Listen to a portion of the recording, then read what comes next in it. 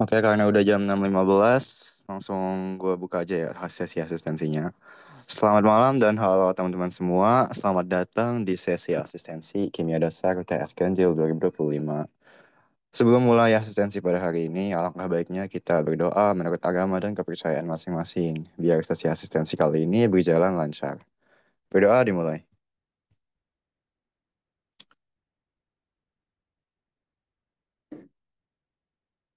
Berdoa selesai.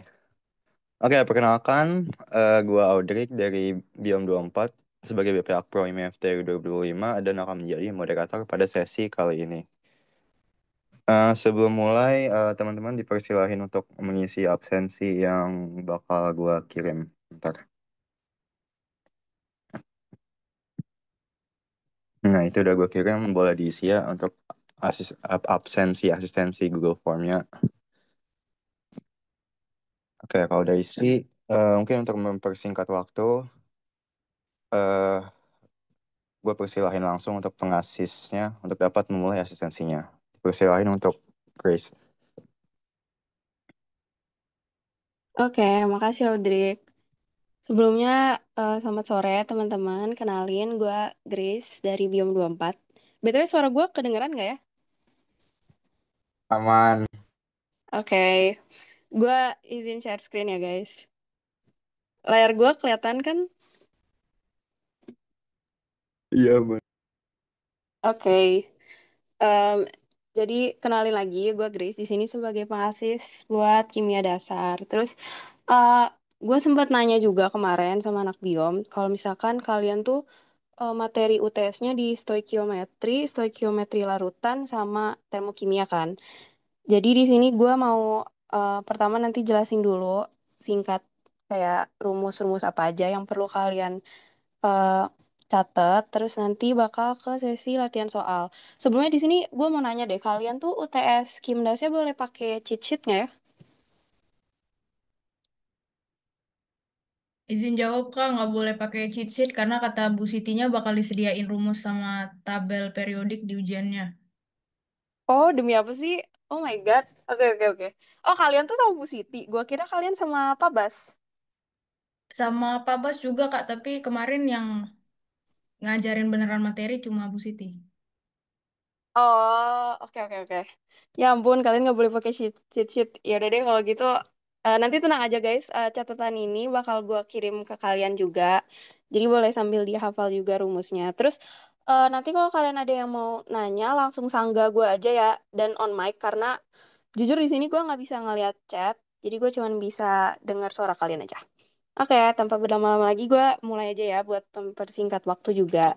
Di sini sebenarnya gue cuman mau kayak nge-highlight rumus-rumus penting aja sih. Nanti kayak untuk detailnya kalian bisa baca-baca sendiri. Jadi pokoknya di sini kan ada stoikiometri. Beberapa rumus yang perlu kalian perhatiin. Pertama ada bilangan Avogadro. Dia tuh emang tetapan, jadi udah pasti 6,02 kali 10 pangkat 23. Terus di sini ada konsep mol. Dan ini tuh penting banget guys diagramnya. Jadi kalau bisa kalian hafalin ini. Ini pokoknya kayak hubungan rumus-rumusnya sama mol. Jadi di sini ada partikel, ada massa, ada volume, sama molaritas. Terus partikel tuh mencakup ada atom, atom tuh kayak Na, ion Na+, bisa Cl min. Pokoknya ada plus sama minnya guys kalau ion. Terus molekul tuh pokoknya kayak kumpulan atom-atom. Di sini contohnya ada NaCl. Terus di sini apa lagi ya? Oh ini nih, VM. Kalian jangan lupa kalau VM itu ada tetapannya buat STP, standar temperaturnya, sama room temperature. Jadi kayak kalau standar tuh dia 0 derajat 1 atm, nilainya tuh udah selalu 22,4. Kalau nggak diketahui di soal ya. Terus kalau RTP nilainya 24. Terus di sini ya kalian bisa baca sendiri lah. Nah, di sini sebenarnya juga ada contoh soal, cuman contohnya tuh kayak simple aja sih. Kalian sebenarnya bisa baca sendiri. Cuman kalau kalian ada yang mau nanya langsung sanggah gue aja ya. Karena nanti gue bakal lebih bahas lanjut soal diktat aja sih yang lebih kompleks. Ini kayak sebenarnya masuk-masukin rumus aja. Jadi contoh soalnya cuman kayak pengingat dan pengaplikasian si diagram ini. Sini kan ada dicari massa, terus langsung aja berarti pakai rumus yang N sama dengan V per VM. VM-nya karena dia STP jadi 22,4. Yang gitu-gitu sih. Pokoknya tuh intinya stoikiometri semua berpusat pada mol. Jadi apapun itu soal yang diketahui, convert dulu semuanya ke mol. Karena kalau kalian udah punya mol, kayak kalian bisa menghitung hal-hal lain lah pokoknya. Terus di sini juga ada jumlah molekul, jumlah atom, kalian bisa baca sendiri. Terus di sini ada persamaan gas ideal. Jadi kalau misalkan dia nggak diketahui nih, si STP atau RTP, kalian biasanya pakai persamaan gas ideal ini. Rumusnya tuh PV sama dengan nRT. Ini juga ada keterangannya, udah lengkap. Terus menurut gua kalian juga harus hafalin ini sih, kayak satu ATM tuh sama dengan 10 pangkat 5 Pascal. Karena biasanya tuh di soal yang diketahui Pascal deh kalau nggak salah. Tapi kan biasanya kalau tetapan si R ini, tetapan gas ideal, kan dia tuh dalam bentuk ATM, si 0,082. Jadi sebisa mungkin kalian hafal ini, satu ATM sama 10 pangkat 5 Pascal, gampang sih tuh. Terus ini juga suhu, biasanya kan ini diketahui derajat Celcius, sedangkan R di tetapan gas ideal ini yang diketahui kan K ya. Jadi kalian harus convert dulu dari K dari Celcius ke Kelvin. Biasanya tuh ditambah 273. Terus di sini juga ada hukum Gay-Lussac, di mana kalau misalkan pada saat pressure dan temperature-nya sama, dia tuh udah pasti berlaku rumus N1 per V1 sama dengan N2 per V2. Di sini juga ada contohnya. Mungkin sekilas kalian bisa baca dulu nih sekarang. Gue kasih waktu 10 detik. Kalau ada yang mau ditanya langsung sanggah gue aja ya guys. Karena gue nggak bisa lihat chat. Oh ya, sama bilang juga kalau penjelasan gue terlalu cepet ya guys. Maaf. Jadi langsung bilang aja kalau gue ngajarnya terlalu cepet. Ya pokoknya ini sebenarnya biasa aja sih. Kayak ini masih contoh-contoh soal yang sederhana. Jadi harusnya aman sih ini. Oke, gue lanjut aja ya. Di sini selanjutnya ada perhitungan rumus kimia. Jadi dia terdiri dari beberapa poin. Pertama tuh ada persamaan reaksi kimia. Jadi kalian itu harus kayak udah lancar penyetaraan reaksi sih, guys. Kayak em, di sini tuh kalau kalian tahu penyetaraan reaksi itu pokoknya jumlah si atomnya pada reaktan tuh harus sama dengan produknya. Kayak misalnya di sini yang gue lingkarin, si C kan ada 3 ya. 3 kali koefisiennya 1 jadi 3 di sebelah reaktan. Terus di produknya dia juga harus berjumlah 3. Jadi sebenarnya intinya penyetaraan sih gitu aja sih. Kayak di reaktan sama produk jumlah atomnya harus sama. Terus di sini juga ada wujud zat. Gua nggak tahu ya kalau Bu Siti tuh perlu nulis wujud atau enggak. Cuman setahu gua kayaknya dia nggak mempermasalahkan deh. Tapi dulu pas gue SMA tuh guru gue tuh sangat mempermasalahkan wujud zat. Jadi em, mungkin sebisa mungkin kalian hafalin aja. Dia tuh biasanya liquid kah, gas, solid, atau aqueous. Aqueous tuh larutan. Ya pokoknya gitu. Oke lanjut. Di sini ada rumus empiris. Dia tuh perbandingan terkecil atom-atom unsur penyusun senyawa. Di sini juga ada langkah-langkah mencari rumus empiris. Sebenarnya kalian bisa baca sendiri juga. Kalau ada yang mau ditanya langsung tanyain aja. Ya, jadi pokoknya dia cari massa atau persen unsur-unsur penyusun senyawa. Terus kedua dia bagi dengan airnya masing-masing. Terus diperoleh deh perbandingan mol terkecilnya. Terus di sini ada rumus molekul. Dia tuh kayak rumus sebenarnya si molekulnya gitu. Rumus empiris tuh kayak penyederhanaannya. Nah, jadi tuh yang penting sih ini ya, rumus molekul sama dengan rumus empiris dikali N. Nah, gimana cara nyari N? Nyari N-nya tuh pakai MR, molekul relatifnya. MR dari rumus molekul dibagi MR-nya rumus empiris. Terus lanjut aja ya guys. Ini juga ada contohnya sih, tapi eh, seperti biasa lagi ini tuh sebenarnya masih sederhana. Harusnya kayak aman sih. Nih, pokoknya kalau kalian lihat di sini, Re-nya tuh pokoknya bentuk penyederhanaan dari rumus molekulnya. Di sini kan hasilnya tuh C2H4O2. Jadi kalau disederhanain kan kita bisa bagi si konstanta 24 sama 2 dengan 2. Terus kalau dibagi jadinya CH2O, itu Re-nya. Jadi gitu sih, Re itu pokoknya bentuk sederhana dari rumus molekul. Oke, lanjut. Di sini ada kadar unsur dalam senyawa. Ini juga dihafalin rumusnya. Ada massa X sama dengan persentase, iya sama persentase X. Bedanya cuman Yang satu dia dikali massa senyawa, yang satunya dia dikali 100%. Nah, Ja itu tuh artinya jumlah atom, guys. Kayak misalnya di sini gue udah tulis contoh sih, CO2 kan jumlah atomnya tuh ada 3. Jadi si C satu, O-nya ada 2. Jadi 1 tambah 2, 3. Itu, oke, next. Di sini ada perhitungan persamaan reaksi. Ini juga gue udah nulis langkah-langkahnya. Kalian bisa baca-baca juga. Iya, pokoknya tuh kayak balik lagi semua tuh pokoknya apapun yang diketahui, kalian harus cari molnya dulu. Karena kalau kalian udah tahu molnya, kalian bisa mencari hal-hal yang lain, kayak menentukan data yang ditanyanya dari mol yang udah kalian cari. Terus di sini ada, nah, reaksi pembatas. Biasanya ini sering keluar sih kalau nggak salah ya, reaksi pembatas. Jadi pokoknya dia tuh reaksi yang habis bereaksi. Jadi pokoknya yang di sebelah kiri. Reaksi kan yang di sebelah kiri ya, karena yang sebelah kanan kan produk. Pokoknya fokus reaksi pembatas tuh pokoknya antara molekul-molekul yang menjadi reaksi. Kayak di sini ada contohnya. Nah, cara nentuin reaksi pembatas tuh kalian harus bandingin rasionya. Kayak di sini kan reaksi CH4 pembakaran metana ya. Dan sebagai reaksinya tuh ada CH4 dan O2. Terus dari CH4 sama O2 tuh ditanyalah siapa reaksi pembatasnya. Terus caranya tuh kalian harus mencari rasio yang terkecil. Kayak di sini kan rasio CH4-nya 0,2, sedangkan yang O2-nya 0,25. Jadi karena rasio CH4-nya lebih kecil, jadi dia tuh reaksi pembatasnya. Karena kan kalau misalkan dia reaksi apa hasilnya kecil, berarti pas eh, hasil akhirnya kan biasanya ada MBS ya, mula-mula bereaksi akhir. Eh, ya MRA, mula-mula reaksi akhir. Nah, di akhirnya tuh biasanya dia tuh nol. Jadi si reaksi pembatasnya yang akan di akhirnya habis gitu. Terus ya kalau massa CO2 yang terbentuk kayak tadi aja sih, pokoknya kalian harus memperhatikan sih diagram konsep mol ini karena bakalan dipakai terus untuk kedepannya.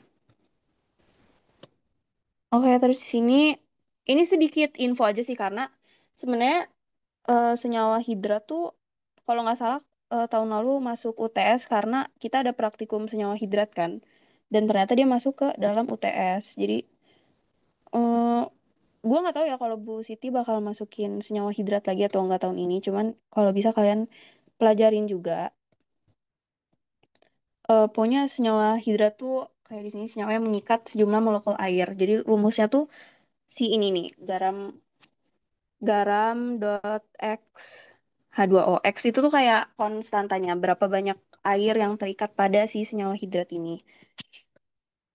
Terus kalau persamaan reaksinya, ya udah tinggal garam ditambah X koefisiennya si H2O. Nah, garamnya tuh koefisiennya setahu gua harusnya sih selalu 1 ya.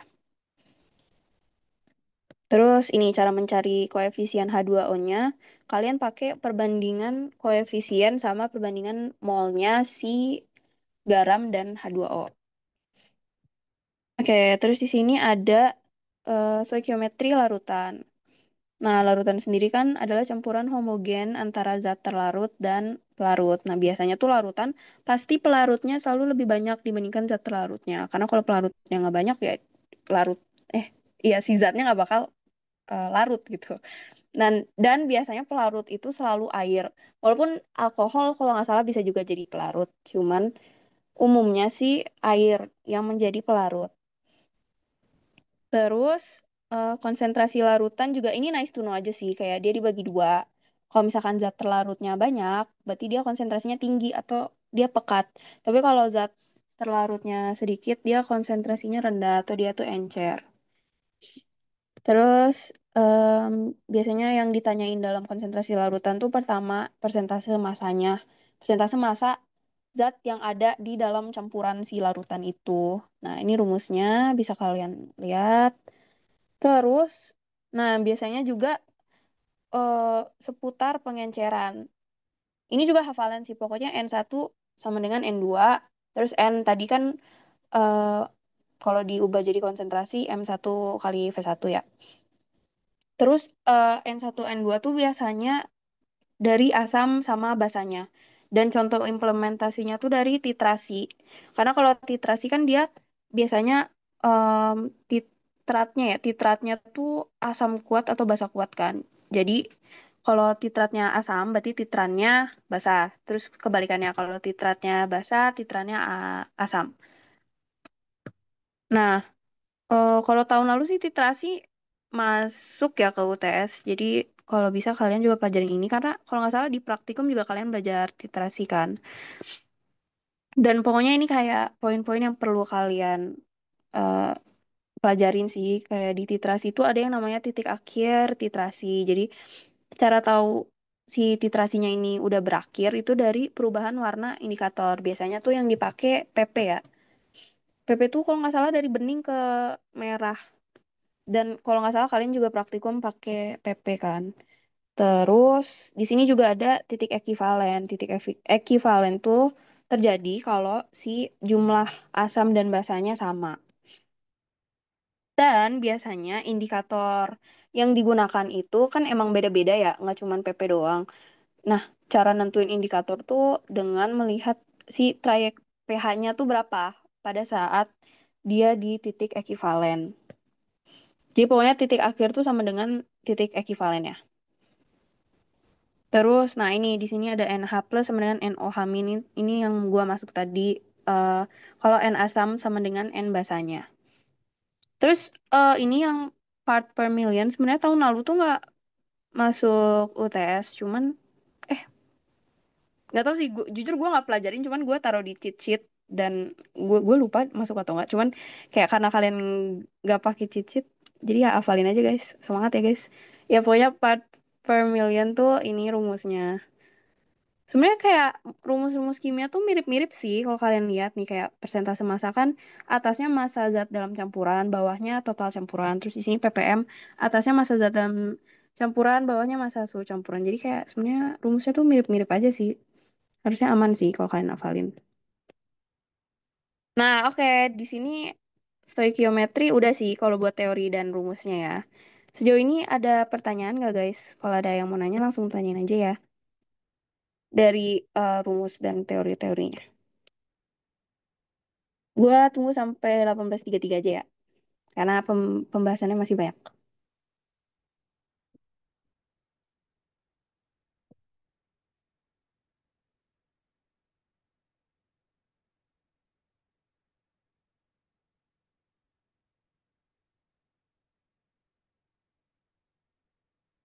Oke, udah 18.33. Oke, kita next. Next ke materi termokimia. Dan ini beberapa hal yang perlu kalian hafalin. Yang pertama tuh energi dalam sistem. Energi dalam sistem tuh total energi yang dikandung dalam suatu sistem. Nah, biasanya tuh rumusnya adalah delta E sama dengan Q plus W.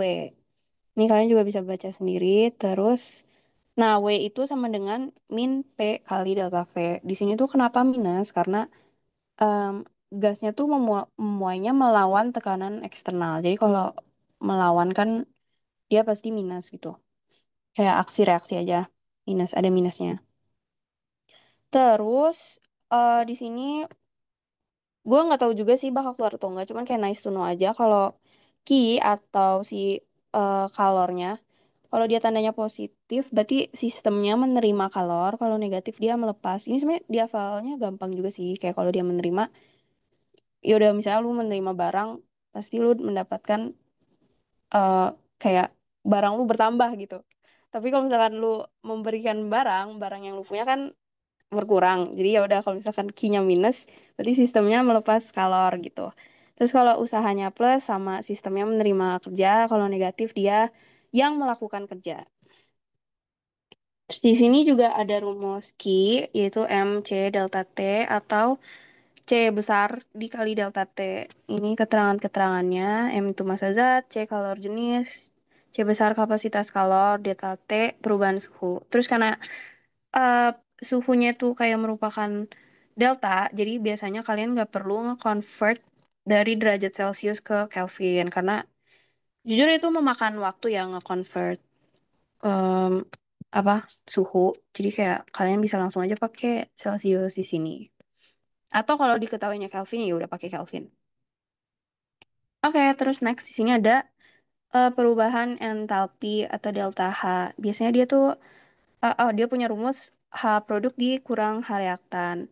Terus dia tuh terdiri dari dua reaksi. Ada reaksi endoterm atau dia menyerap kalor.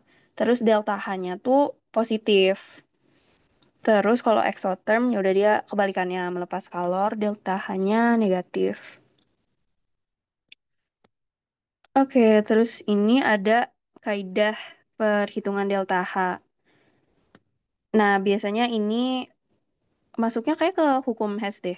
Kayak kalau misalkan reaksinya dibalik, tanda delta H-nya juga dibalik. Kayak kalau yang awalnya plus jadi minus. Kalau yang awalnya minus jadi plus. Terus kalau reaksinya dikali X, berarti delta H-nya juga dikalikan X tersebut. Kayak kalau misalkan reaksinya dikali 2, berarti delta H yang semula. Misalnya 50 jadi 100 gitu, karena dikali 2. Terus kalau reaksinya dijumlah, delta H-nya juga berarti dijumlah. Nah, terus masuk ke hukum Hess. Di sini ada diagram hukum Hess. Jadi tuh pokoknya hukum Hess tuh kayak intinya membahas kalau misalkan eh, reaksi reaksi yang berlangsung itu sama dengan total prosesnya gitu. Di sini kan kayak dari reaksi A bisa langsung nih ke C, tapi ada juga cara lain yaitu dia direaksikan dulu dengan B, terus baru nanti direaksikan dengan C. Dan hasilnya tuh bakal sama. Jadi delta H1-nya bakal sama dengan delta H2 ditambah delta H3. Nah, ini maksud gue yang tadi nih, yang reaksi. Kalau misalkan dia dibalik, kayak misalnya nih, di sini kan tulisannya A bereaksi menjadi B. Kalau misalkan di soal ternyata yang diketahuinya tuh kebalikannya, kayak misalnya B bereaksi menjadi A, berarti delta H-nya tuh em, tandanya bakal kebalik gitu. Kayak kalau misalkan delta H2-nya di sini positif, kalau misalkan dia reaksinya B ke A, berarti dia jadi negatif gitu. Jadi pokoknya tandanya berubah. Terus di sini karena reaksinya ditambah, berarti delta H-nya juga ditambah gitu. Delta H2 tambah delta H3. Terus sini ada kalorimeter. Ini tuh kalau gue lihat dari diktat ya dari tahun ke tahun selalu muncul sih. Jadi kalau bisa kalian juga pelajarin ini kalorimeter di mana Ki lepas sama dengan min Ki terima. Dia tuh kayaknya pakai ini asas black. Pokoknya kalor yang dilepas sama dengan em, kalor yang diterima, tapi dalam arah yang berbeda aja. Jadi negatif. Terus biasanya kalor yang dilepas itu kalor reaksinya.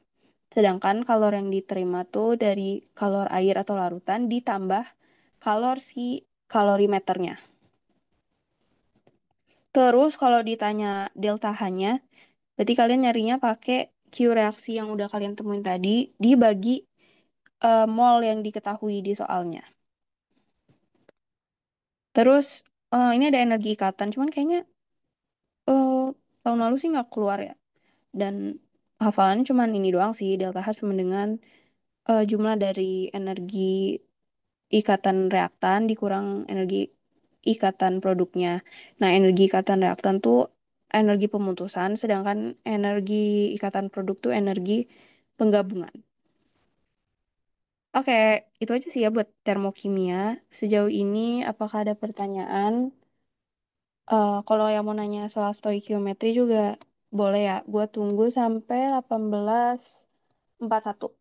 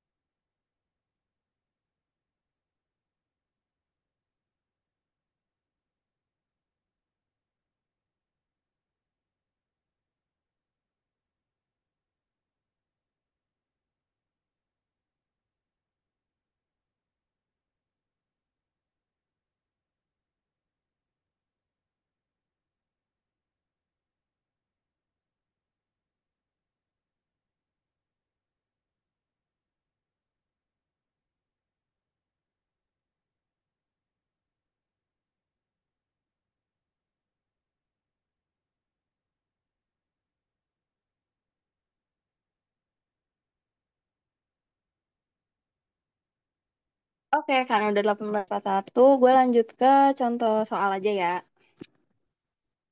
Oke, di sini em, yang diketahui ada hidrat Na2SO3, terus dia itu mengandung hampir tepat 50% H2O. Ini persentase masanya.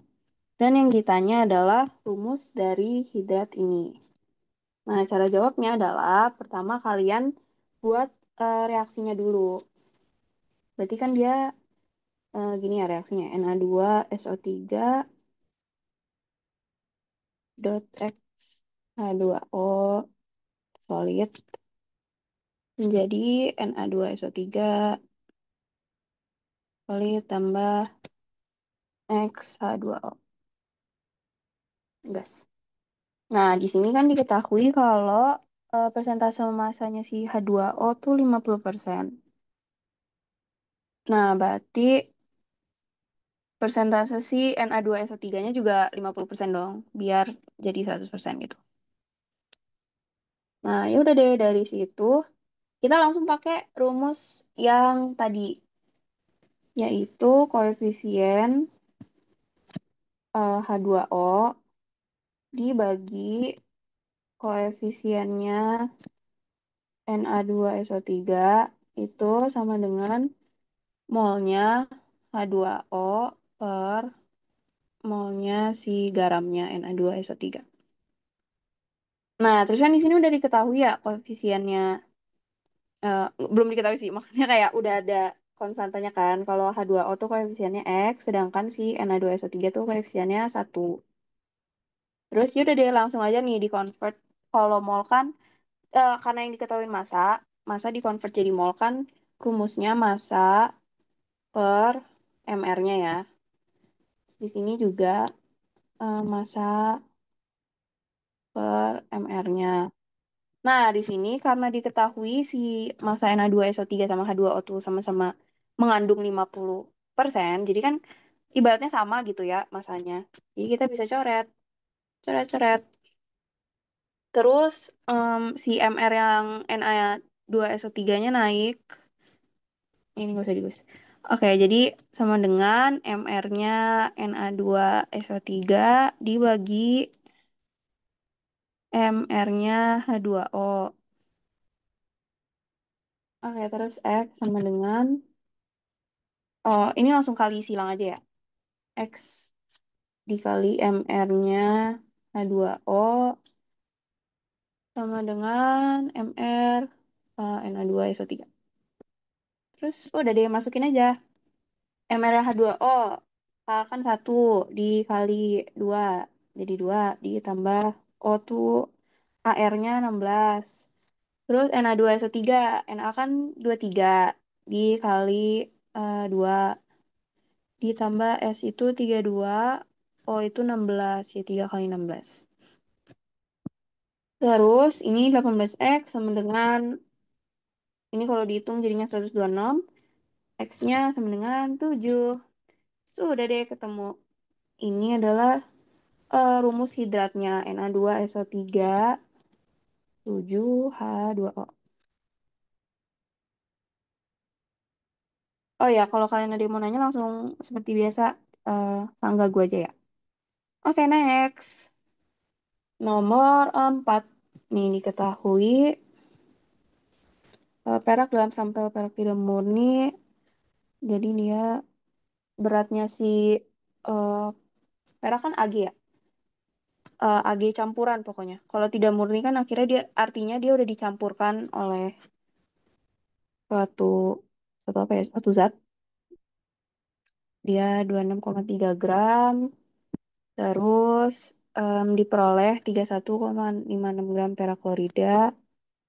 Dan yang ditanya tuh persen massa perak dalam sampel. Oke, terus reaksinya udah diketahui ini. Oke, seperti biasa kita em, kita tulis lagi deh reaksinya. Ini sebenarnya harusnya Ag plusnya sih.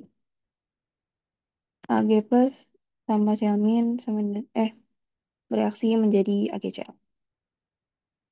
Di sini seperti kalian lihat koefisiennya kan satu semua ya. Jadi perbandingan koefisiennya sama.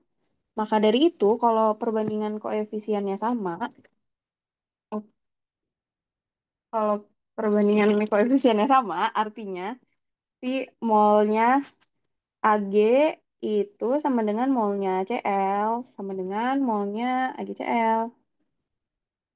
Terus karena yang ditanya tuh masanya perak, jadi sebenarnya yang kita perlu perhatiin tuh cuma si ini kan. Dan yang diketahui tadi perak klorida. Perak klorida tuh AgCl. Jadi yang diketahui itu dua ini. Jadi sebenarnya yang NCl-nya udah nggak usah kalian gubris lagi. Ya udah deh, langsung tadi kan eh, rumusnya mol kan sama dengan masanya Ag plus dibagi AR-nya Ag plus sama dengan masanya AgCl dibagi MR ya. AR tuh pokoknya buat atom, MR tuh buat molekul. Terus karena yang dicari adalah massa, jadi kita bisa tulis kayak gini. Ini gue copy aja deh. Cop- salah. Salin ini dikali si AR-nya pindah ruas ya. Begini. Terus sudah tadi masanya kan diketahui 31,56. Em, terus MR-nya tadi kan, nah AG kan 108, CL 35,5. Nah, kalian kan bakal dikasih tabel periodik ya. Jadi kalian bisa nyari MR-nya tuh dari tabel periodiknya nanti. Terus dikali AR-nya AG tadi 108. Setelah dihitung, dia hasilnya adalah 23,75 gram. Nah, karena yang ditanya tuh persentase massa dalam sampelnya ya. Jadi kita pakai rumus yang tadi ada di atas. Persentase massa.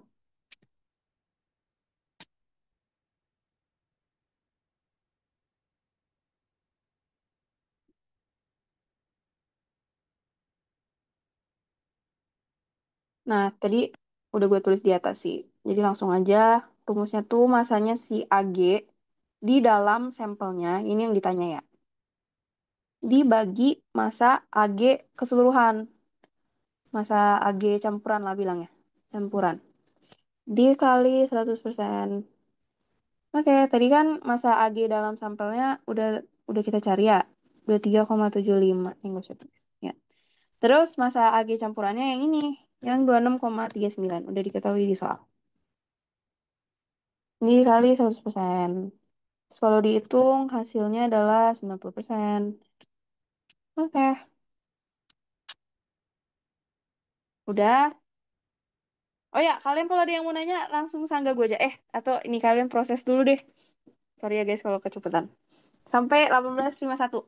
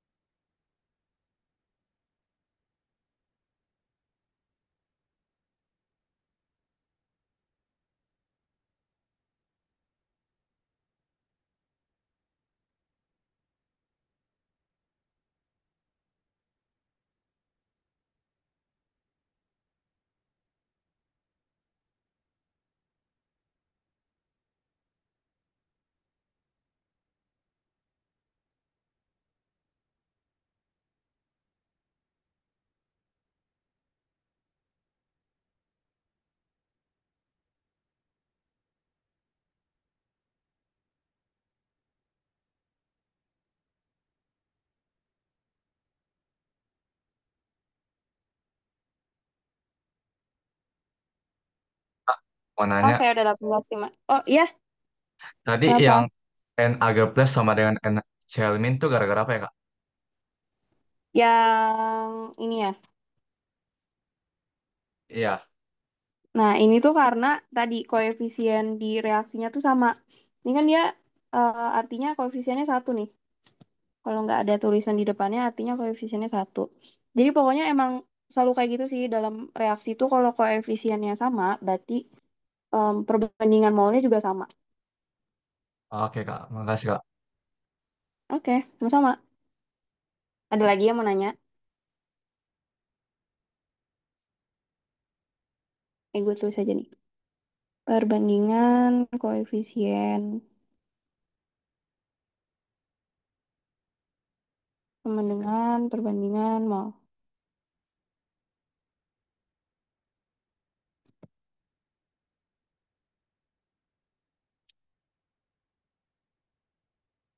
Oke, gue lanjut aja ya. Lanjut soal berikutnya. Di sini yang diketahui adalah hmm, si ini. Dengan adanya seorang astronot mengembuskan sekitar, jadi massa CO2-nya tuh 1 kilogram per hari. Terus, oh ini nih, ada reaksinya nih. Litium litium hidroksida padat bereaksi dengan CO2 menghasilkan CO2, CO3 padat dan air. Terus yang ditanya massa LiOH yang diperlukan untuk menghilangkan semua CO2. Dan di sini ada notes lagi beranggotakan 3 orang selama 6 hari. Ini tuh, oh ya, ini per hari dan cuman 1 orang. Kalau yang 1 kilogram. Oke, terus kita langsung jawab aja. Hmm, di sini kan berarti yang diketahui itu kalau misalkan em, massa CO2-nya itu 1 kilogram untuk 1 orang dan 1 hari. Ya, dalam waktu 1 hari kan. Terus kita mau tahu massa LiOH-nya yang diperluin buat 3 orang dalam 6 hari. Jadi dari awal kita langsung convert aja nih si em, MCO2-nya buat 3 orang dan dalam waktu 6 hari. Berarti langsung aja gitu. 3 dikali 6 dikali 1. Jadi diperlukan massa CO2 18 kilogram buat 3 orang dan selama 6 hari. Oke, terus yang gue bilang tadi, pokoknya apapun yang diketahui di soal, kalian convert ke molnya dulu. Jadi kita langsung convert aja molnya CO2 pakai rumus massa bagi mR. Jadi kan massanya berarti 18 kilogram ya. 18 kilogram tuh kita convert ke satuan internasional aja. Jadi 18 gram. 18 dikali 10 pangkat 3 gram per mR-nya tuh 12 tambah 32 ya. 32. Karena 16 kali 2. Terus kalau dihitung hasilnya adalah 409 mol. Habis itu kita buat reaksinya. Nah, di sini kan udah diketahui ya reaksinya dari soal kalau si litium hidroksida solid ya, padat kan solid, ditambah CO2 gas akan menghasilkan Li2CO3 padat, padat jadi solid, ditambah air. Air itu liquid ya guys. Nah, di sini kalian harus cek dulu apakah reaksinya udah setara atau belum. Nih, coba kita cek dari Li-nya dulu ya. Di sini kan di kiri Li-nya cuma satu. Tapi di kanan ada dua. Berarti ini reaksinya belum setara. Jadi kalian perlu menyetarakan reaksinya dulu. Pakai warna dan karena di kanan Li-nya ada dua, berarti di kiri juga harus dua juga kan. Jadi kita kali dua. Terus setelah itu kita cek buat atom yang lain. Buat O ya misalnya. O di kiri ada 2 ditambah 2 4. Terus di kanan O-nya udah berapa nih? Tuh, ini gua pakai warna. Ini. O-nya ada 3. Terus di kanan O-nya ada 4, sorry. Ini kan ada 2 ya. O-nya ada 4, di kanan O-nya udah ada 4. Oke, jadi udah setara O-nya. Terus sekarang C-nya. C-nya di kiri ada 1. Ih, di kiri ada 1. Di kanan juga ada 1. Berarti udah setara. Terus H-nya ada 2. Di kanan H-nya juga udah ada 2. Jadi ini udah reaksi yang setara. Oke deh, kalau udah setara, kita bisa pakai, ini gue geser. Kita bisa pakai MRA, mula-mula reaksi akhir. Nah, di sini mula-mulanya kan LiOH-nya nggak ada ya. Jadi cuman ada si 409 mol si CO2-nya. Ini kan ada 409 mol. Terus karena CO2 koefisiennya cuma 1, pada saat bereaksi, dia juga akan, enggak, reaksi pembatasnya adalah CO2, karena dia koefisiennya cuma 1 dan LiOH-nya kan nggak diketahui ya berapa ya. Jadi dia nggak ada di mula-mula. Jadi kita langsung masukin aja di sini 409 mol. Dan karena LiOH tuh koefisiennya 2, berarti pada saat bereaksi, 2 harus dikalikan 409. Hasilnya adalah 818. Terus di akhir kita tinggal tambahin aja mol yang ada di mula-mula plus reaksi.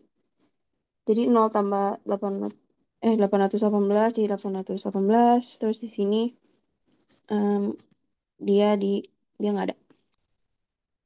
Terus kan ini kan mol ya. Dia tuh mol. Sedangkan yang kita butuhkan adalah massa LiOH. Jadi tulis dua aja deh. Molnya LiOH tuh 818 mol. Terus kita nyari masanya. Ya udah deh pakai eh,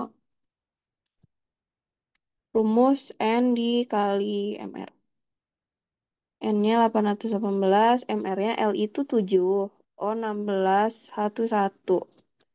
Terus kalau dihitung hasilnya adalah 623 gram. Terus ini boleh kalian convert juga sih jadi kilogram. Ya udah deh, ini dia jawabannya.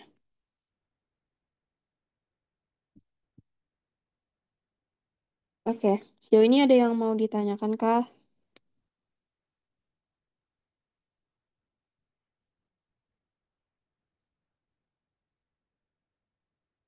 Oke, kalau nggak ada gue lanjut aja ya. Ini masih mudah sih. Oke, lanjut. Ini nomor 6. Yang diketahui adalah sebuah sampel. Nah, sampel 1 mililiter. Jadi si volume volume sampelnya. Terus beratnya tuh 1,239. Jadi ini massa sampel. S itu sampel ya guys. Terus dia diencerkan menjadi 250 mililiter. Dia berarti V totalnya. Terus 10 mililiter dari asam yang diencerkan. Jadi ini tuh volume pengenceran ya. Atau volume ya, encer. Dari asam ini memerlukan 32,44 mililiter BaOH2. Nah, BaOH2 ini tuh berarti titratnya. Ini titrat. Untuk titrasi terus yang ditanya adalah persen massa H2SO4 dalam asam baterai. Oke, terus oh ya ini juga udah diketahui reaksinya. Nah, terus seperti yang gue bilang guys, pokoknya konversi apapun satuan yang diketahui di soal menjadi mol. Jadi karena di sini yang udah lengkap ya diketahui itu si BaOH2-nya. Jadi dia udah ada volume sama konsentrasinya. Jadi kita bisa cari mol si BaOH2 kali.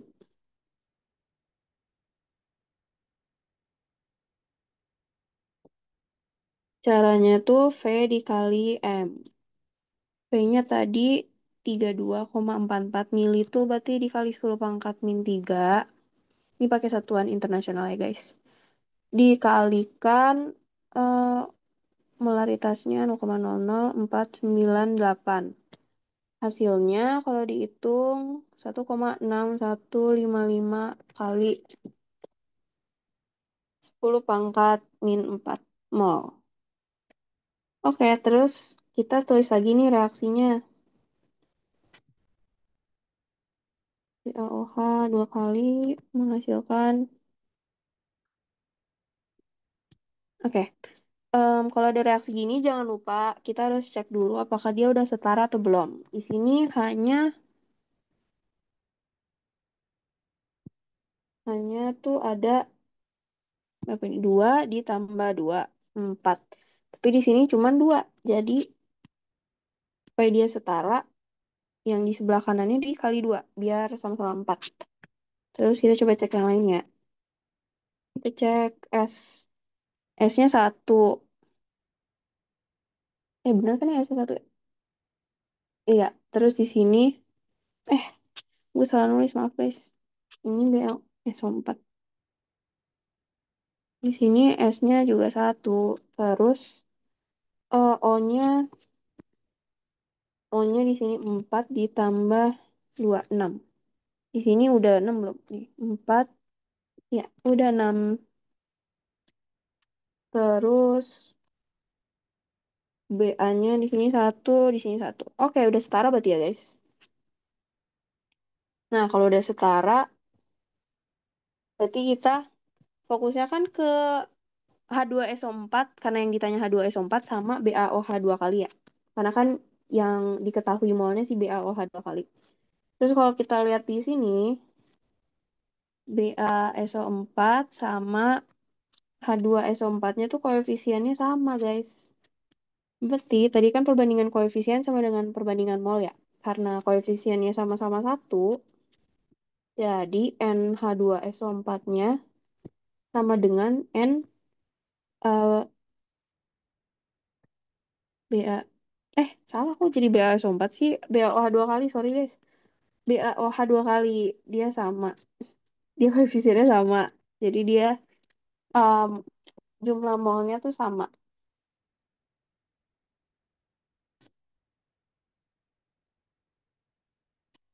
Jadi udah deh, molnya H2SO4 sama dengan 1,6155 kali 10 pangkat min 4 mol. Terus kan H2SO4-nya diketahui volumenya ya. Volumenya tuh yang eh, ini 1 ml. Ini volume sampel. Volume sampel kan tadi si asam sulfat ya. Berarti karena kita udah tahu data mol dan data si volume, berarti kita bisa nyari konsentrasi. Ya udah deh, kita cari konsentrasinya H2SO4, tapi pada saat dia encer ya. Karena kan di sini kan volume encernya. Berarti, eh bukan yang ini, salah, bukan sampel. Kedua yang ini.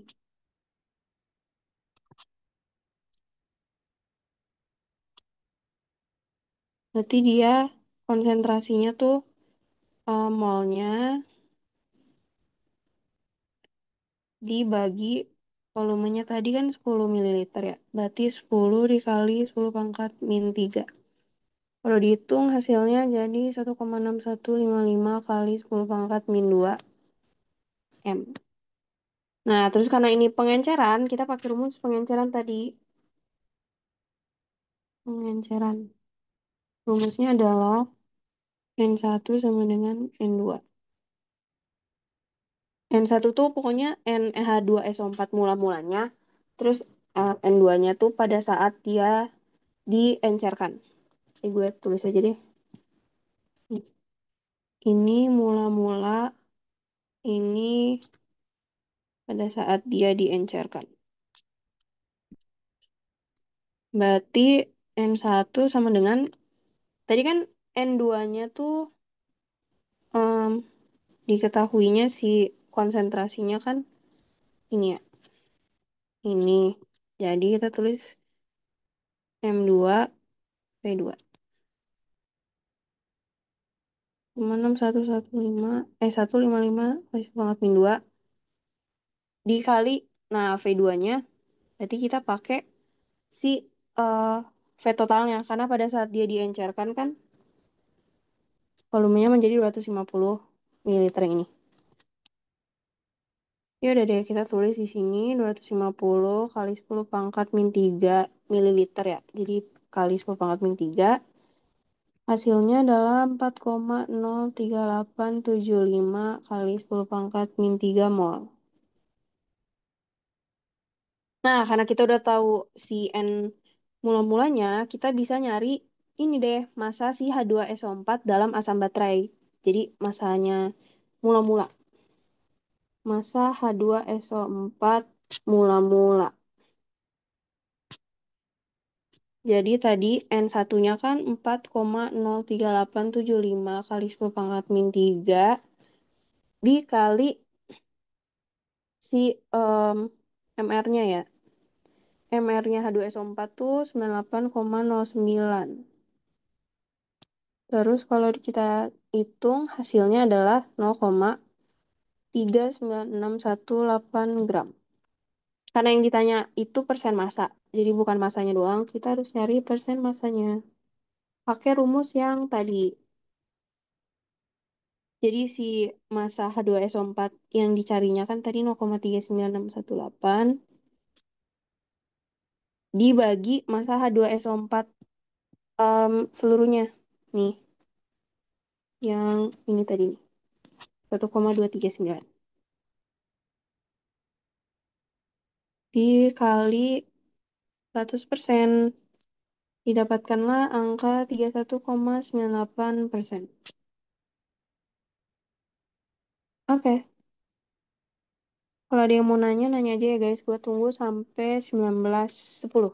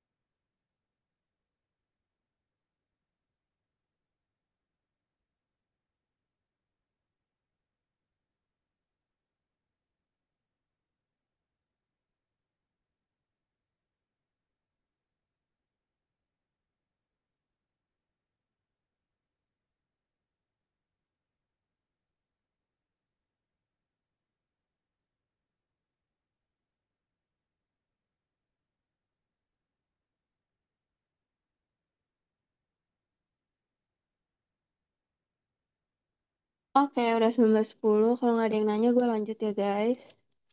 Ke nomor 7. Di sini yang diketahui ada sampel hidrokarbon. Dia seberat 0,718. Jadi tadi ini massa sampel menempati volume 390,7 ml. Ada suhunya 65 derajat dan tekanan. Nah, kayak di sini nih guys yang gue bilang tadi. Biasanya tuh yang diketahui tekanan tuh dalam satuan Pascal. Sedangkan kan SI-nya tuh ATM ya. Jadi kalian harus hafalin tadi 1 ATM sama dengan 10 pangkat 5 Pascal. Oke, ketika sampel tersebut dibakar, dihasilkan ini masanya CO2 dan masanya H2O. Yang ditanya adalah rumus molekul.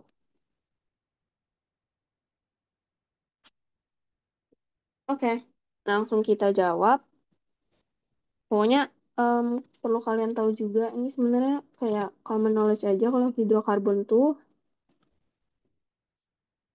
rumusnya adalah CXHY. Oke, terus di sini kan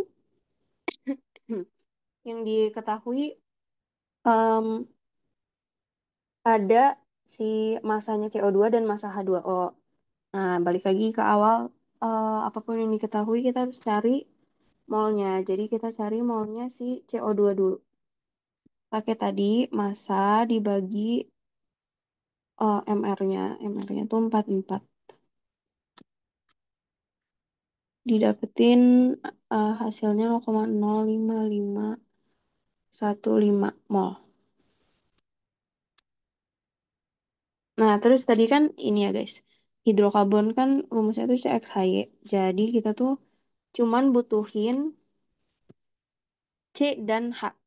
Sedangkan kalau di CO2 ini kan ada C ya. Jadi sebenarnya yang kita perluin datanya tuh si molnya C-nya doang. Jadi cara nyari mol C-nya kita pakai perbandingan si bukan koefisien ya, apa ya, jumlah atomnya. Di sini kan CO2 jumlah atom C-nya cuma satu. Jadi satu dikali N CO2-nya. Ya udah deh, berarti molnya si C itu sama dengan mol CO2-nya, yaitu 0,05515 mol. Oke. Terus next tadi kan yang diketahui masanya H2O. Jadi kita bisa nyari molnya H2O. Masanya dibagi MR-nya. MR itu 18. Kalau dihitung didapatkan 0,27594 mol. Terus karena kita cuma butuh H, jadi kita cuma ngambil NH yang ada di H2O. Terus kan di sini jumlah atom di H2O kan ada dua ya. Jadi kalau kita mau nyari NH-nya, berarti kita kalikan dengan 2. Karena jumlah atomnya ada 2. Jadi 2 dikali NH2O. Harus didapatkan molnya adalah 0,05518 mol. Terus balik lagi ke rumus awal yang rumus empiris. Mana tadi catatannya? Yang yang ini. Kalau kita tuh harus bagi dengan AR masing-masing. Sehingga kita bisa memperoleh em, perbandingan mol terkecilnya. Jadi kalian lihat langkah-langkah ini aja nih. Oke. Mana tadi? Oh ini. Nah, terus dari sini kita berarti mencari perbandingan mol di atom-atomnya. Tadi kan hidrokarbon C sama H ya. Berarti kita cari perbandingan si NC-nya sama NH-nya. Tadi kan NC-nya 0,05515. Kalau NH-nya 0,05518. Terus ini kalau dibagi dapatlah mendekati 1. Jadi Re-nya itu adalah CH dikali 1. Jadi ya ada C1H1CH. Tapi di sini kan dicarinya rumus molekul. Jadi tidak berhenti sampai sini guys, kita harus nyari rumus molekulnya.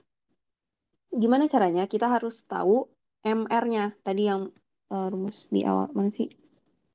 Ini. Kita harus nyari MR eh, RM-nya, rumus molekulnya. Ini. Oke. Gimana caranya? Caranya adalah kita pakai em, rumus yang gas ideal karena ini kan diketahui ada suhu sama tekanan ya. Jadi sebenarnya kalau di kimia tuh kalian penting banget buat nulis diketahui. Karena ya data-data yang kita perluin tuh sebenarnya semuanya tercantum di diketahui. Jadi kalau kalian nggak nulis diketahui, kalian bingung gitu loh next stepnya mau ngapain. Terus karena di sini ada suhu dan tekanan, berarti artinya kita bisa nyari PV NRT-nya. Ya, si suhu tekanan hidrokarbon. Jadi kita bisa nyari N-nya si hidrokarbon dari data-data yang udah diketahui. Jadi cara nyari N-nya, kita pindah ruas aja, RT-nya jadi penyebut. Terus tadi P-nya diketahui kan, nih, kilopascal ya. Kita harus ganti ke ATM dulu. Terus, gue tulisin aja ya. 99,2 kilopascal kan sama dengan 99,2 kali kilo kan 10 pangkat 3. Pascal tuh kalau dirubah jadi ATM 10 pangkat 5. 10 pangkat min 5 berarti ya. Iya, terus 9, ya 99, nggak ada yang benar. Iya benar-benar 10 pangkat 5. 99,2 kali 10 pangkat min 2. ATM.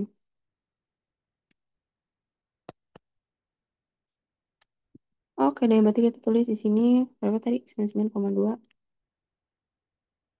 kali 10 pangkat min 2 dikali V-nya. Nah, V-nya juga kalian jangan lupa convert ke Kelvin. Jadi ini kan 65 derajat Celcius. Kalau di convert jadi Kelvin, dia ya jadi 338.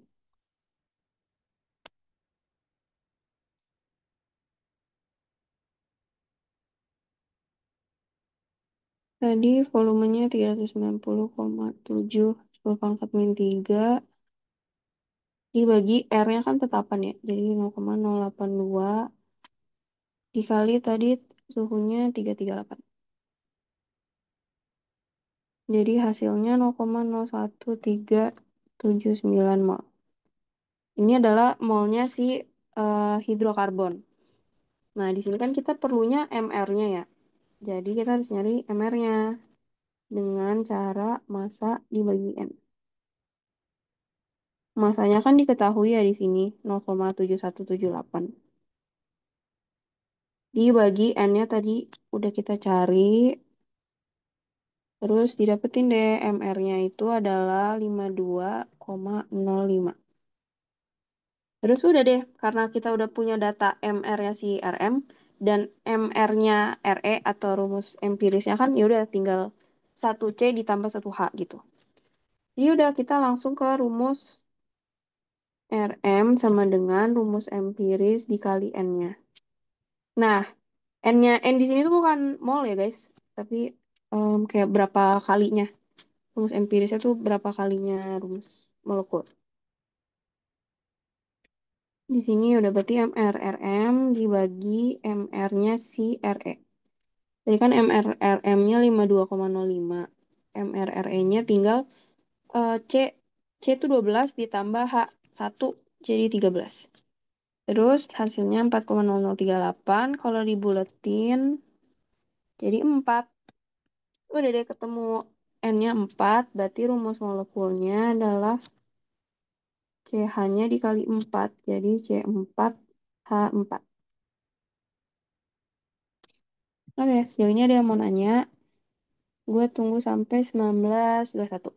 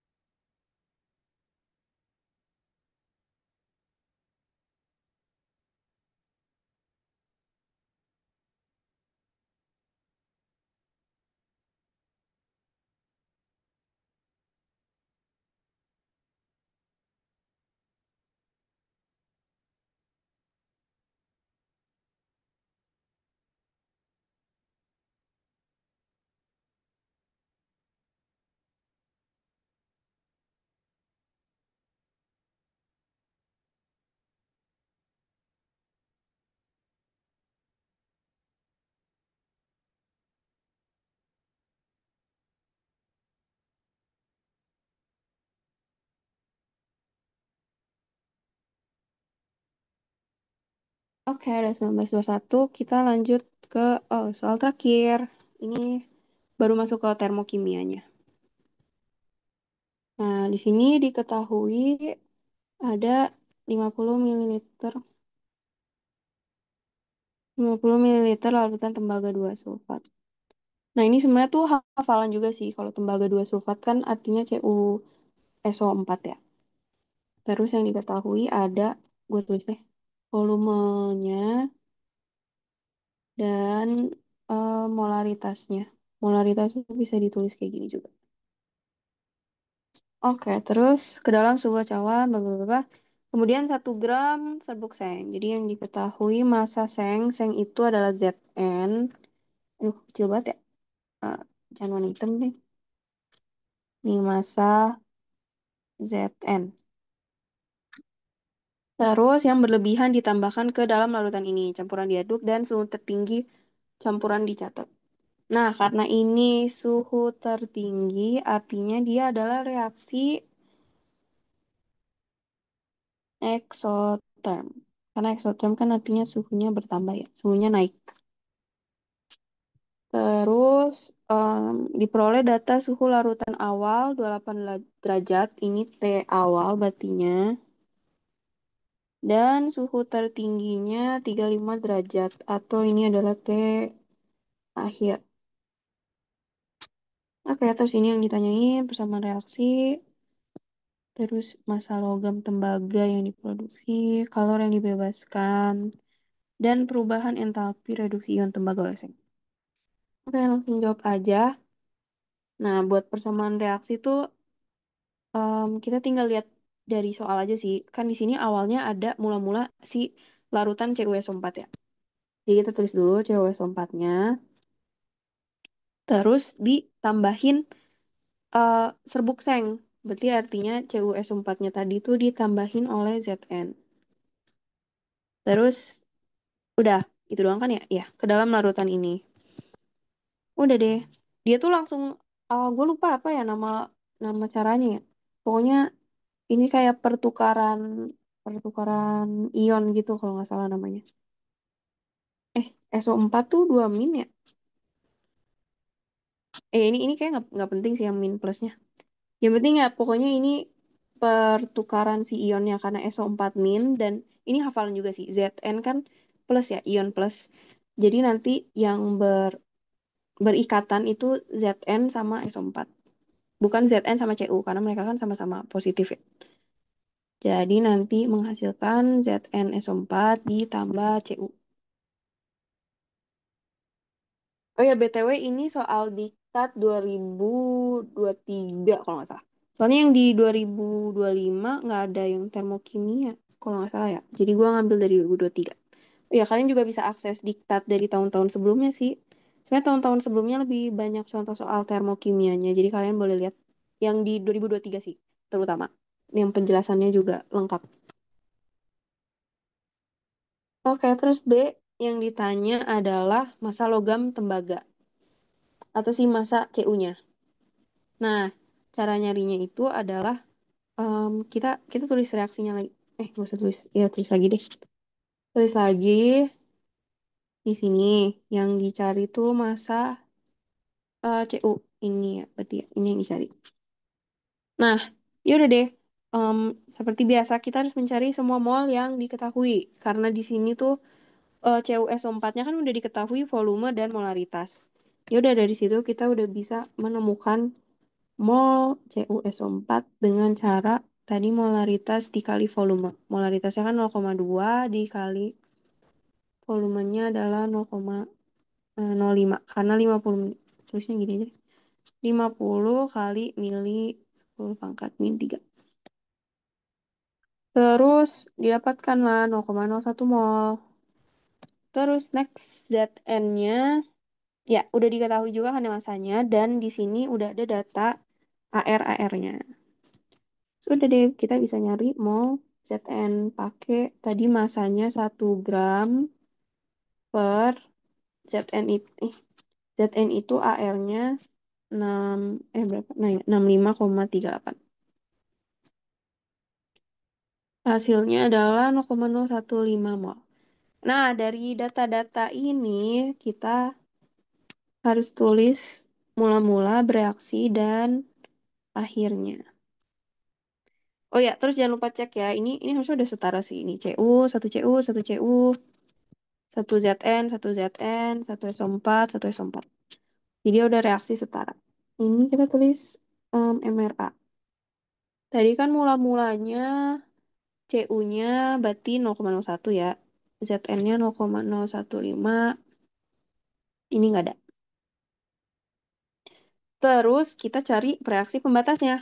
Dari rasionya, karena koefisiennya sama-sama satu, kita lihat aja nih mol yang paling kecil siapa. Nah, mol yang paling kecil tuh si CuSO4. Berarti CuSO4 itu reaksi pembatas. Jadi pada saat reaksi dia 0,01. Terus di sini karena koefisiennya sama-sama satu, ya udah gue tulis deh 1 dikali 0,01. Tetap 0,01. Terus di sini juga koefisiennya satu, di sini koefisiennya juga satu. Terus di sini kita pada saat akhirnya COS4-nya udah nggak ada yang tersisa karena dia reaksi pembatas. Terus ZN-nya tinggal 0,015 dikurangi 0,01 hasilnya 0,005. Di sini 0,01, di sini 0,01.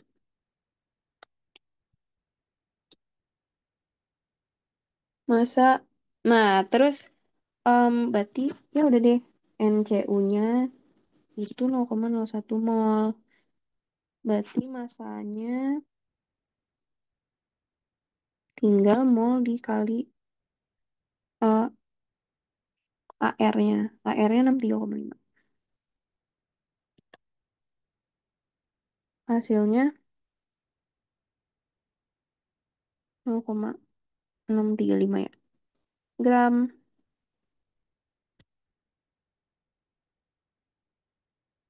Oke, lanjut. Yang C. Dia ditanyanya kalor yang dibebaskan. Oke, tadi kan kita udah tahu delta T-nya ya. Dari T akhir dikurangin T awalnya. Tadi kan T akhirnya tuh berapa dia? 35. 35 dikurangin T awalnya 28 karena dia delta T berarti gak usah di-convert ke Kelvin aja. Langsung pakai derajat Celcius. Terus cara nyari si kalor yang dibebaskan kan berarti kita harus tahu massa campurannya. Massa campuran si CuSO4 sama Zn-nya. Karena kan kalor yang dibebaskan dari eksperimen. Jadi kayak campuran semuanya. Terus karena di sini yang baru diketahui adalah massa si sengnya, kita harus nyari massa CuSO4-nya. Nah, caranya ya udah pakai tadi kan udah diketahui molnya ya. Nih, 0,01. Jadi ya udah kita pakai data yang tadi udah kita dapat 0,01 dikali MR-nya CuSO4. MR-nya CuSO4 ya pokoknya kalau dihitung jadi 159,4. Di sini kan udah ada data AR-nya. Kalian bisa hitung sendiri. Terus udah deh, masanya tuh 1,595 gram. Terus, karena kita butuhnya massa campuran, jadi sama dengan masanya si CuSO4 ditambah masanya Zn. Tadi kan massa Zn 1 ya? Ya udah dia tinggal 1,595 ditambah satu jadi 2,595 gram. Rumus buat Q itu tadi adalah MC delta T. Sudah, kita masukkan data-data tadi 2,595 dikali C-nya ini tuh hafalan 4,18 Joule per gram derajat Celcius. Yang nggak diketahui soal ya? Iya lagi. Iya ini tapi pokoknya hafalan lah. 4,18 tuh. Dikali 7. Terus setelah dihitung, hasilnya adalah 75,93 Joule. Oke, ini dia jawabannya. Next, yang terakhir kita mencari delta hanya. Terus karena em, dia itu adalah reaksi exotherm karena suhunya meningkat, jadi delta H-nya itu pasti minus. Ya udah deh, kita pakai rumus tadi, delta H adalah minus Q per mol. Terus tadi key-nya kan udah diketahui 75,93. Dan di sini mall-nya adalah mall-nya CUS4. Karena nih reduksi ion tembaga oleh seng. Jadi mol-nya 0,01 sama dengan in 7,59. 3 satuannya adalah karena kijoule, jadi joule per mol. Oke, udah deh. Sejauh ini ada yang mau nanya, gue tunggu sampai 19. Ini sekalian semuanya aja deh. Karena ini udah selesai, udah soal terakhir. Gue tunggu sampai 19.35 ya guys.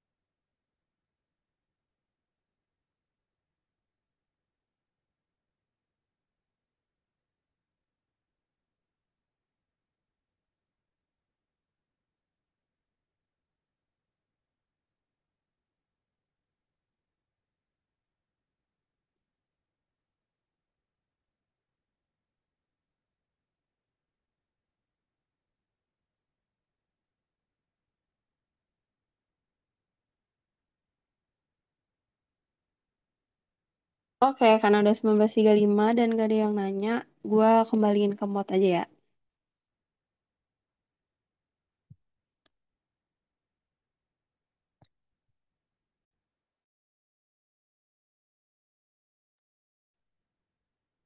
Oke, thank you Grace buat materi yang udah diberikan.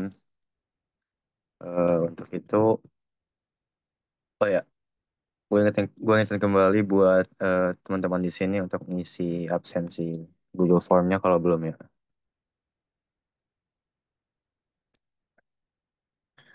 Oke, dan kalau emang udah nggak ada yang nanya dan udah kelar, hmm, mungkin bisa ditutup. Dan diingatkan pula kepada teman-teman untuk diktat UTS genap, sorry. UTS ganjil 2025 serta diktat dari tahun-tahun sebelumnya bisa diakses di website Akpra pada kolom chat yang udah gue kirim. Dan rekaman asistensinya untuk ini bakal bisa ditonton kembali di channel YouTube Akpra ya. Oke, sekali lagi thank you buat Grace atas waktu dan kesediaan dan juga ilmu yang diberikan. Dan thank you juga buat teman-teman Biom di sini yang udah ngikut asistensi.